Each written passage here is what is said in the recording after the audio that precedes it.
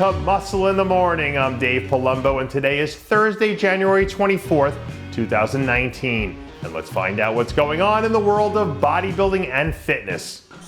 When I was watching Patrick Mahomes engineer his fourth quarter comeback drive in last week's AFC Championship game, I knew he would find a way to put them in scoring position because he's a great player, and great players always seem to thrive under pressure. And a few weeks from now, we'll see if Steve Laureus is ready to engineer a clutch drive of his own when he hits the stage at his first Arnold Classic. All the reports I'm getting from my people close to the Laureus camp have told me that the second-year man is on schedule to deliver the most complete performance of his career. Pound for pound, Laureus has as much raw talent as anyone in the division, so it'll be interesting to see if he can pull off a Patty Mahomes and look like the MVP heading into his second season. A long time ago, someone told me that one of the keys to aging gracefully is to never stop learning, no matter how old you get. But Dexter Jackson is taking that advice to an entirely different level.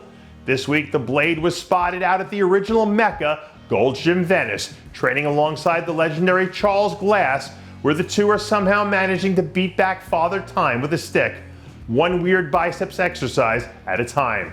I've been watching Dexter throughout his entire off-season process, and it still amazes me to how he never shows any signs of slowing down, and never even comes close to looking like he's out of shape.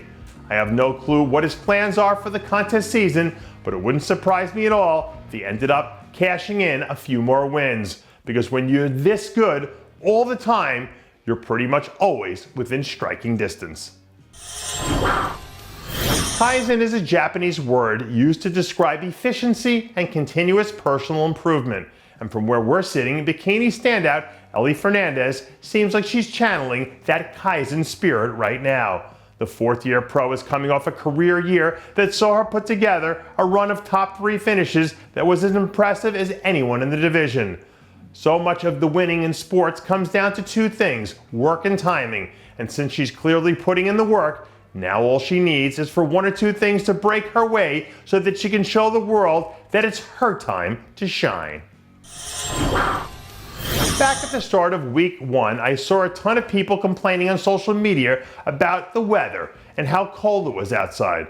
But you know who wasn't complaining? Harold Kelly. He didn't have time to complain because he was too busy getting the job done. A few days ago, we saw the reigning wheelchair Olympia and Arnold champ give his fans an inside look at what he's doing to whip himself into shape a month out from defending his title.